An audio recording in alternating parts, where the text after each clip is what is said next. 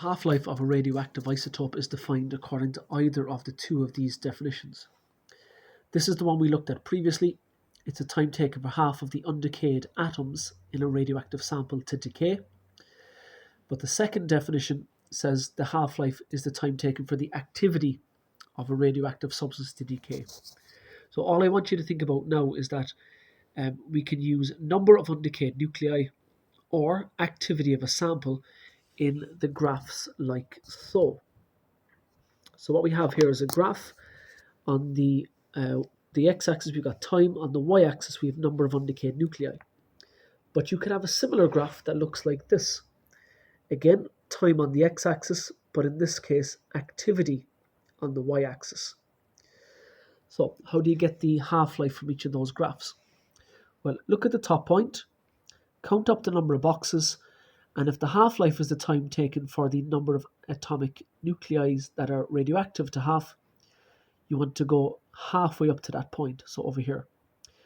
So when you go here, straight over to the graph and down, and that distance there works out as a half-life. Now you could do that calculation again. You could say at a particular time, there are a certain number of radioactive elements or radioactive atoms, and then if we measured the time for when the number of radioactive atoms halved, again halfway up to there, went over to the graph and down, the time to go from there to there would also be a half-life. So what we're seeing here is equal jumps which are equal to the half-life, and after each subsequent half-life the number of undecayed nuclei is halved. So that's after one half-life. After the second half-life we're down to a half of a half. After the third half-life we're down to a half of a half of a half, an 18th, and after 4 half-lives we get 1/16 of the original number of nuclei.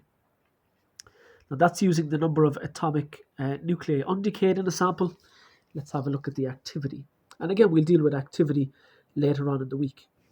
So in this case, we're saying the activity is 200. If we wanted to find the half-life, we would go halfway up to 200, which is 100, over to the graph and down, and just measure the time there. That would give me the half-life of the sample.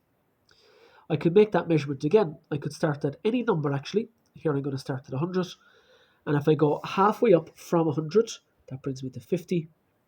Mark off where the 100 was, mark off where the 50 was, and the distance horizontally between the two of those is another half-life.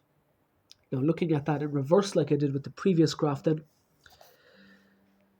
at time 0 there are 100 particles. After one half-life, sorry, not 100 particles, the activity was 100. After one half-life, the activity is dropped to 100.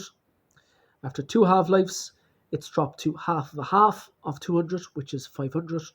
After 3 half-lives, it's an eighth of 200, which is 25, and so on and so forth.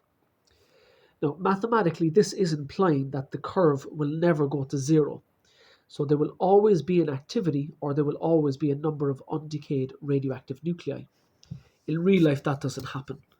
But this graph is quite good to determine the half-life of radioactive substances and for general purposes within the Leaving Cert. So let's go to the homework questions 1 and 2. So question 1, it shows a graph of activity of a radioactive isotope plotted against time. From the graph, find the half-life of the isotope. So right now my activity is half, that's 10 boxes up. To get the half-life, I need to go halfway up, which is 5 boxes, to an activity of 50. Over to the graph and down. And what we have there is each box is 1 second, because 10 boxes equate to 10 seconds. I'm going over 3, so you can see that the answer there is 3 seconds for the first one. For the second one, it shows a graph of the number of undecayed atoms in a radioactive isotope plotted against time. Find the half-life of the isotope. So right now, we have a number of undecayed nuclei. It's 4 by 10 to the 20. That's, I think, 10 boxes up again. We want to go half of the way up. So it's there, over to the graph and down. And then what we need to do is count off the number of boxes. Now, as far as I know, that's time in minutes.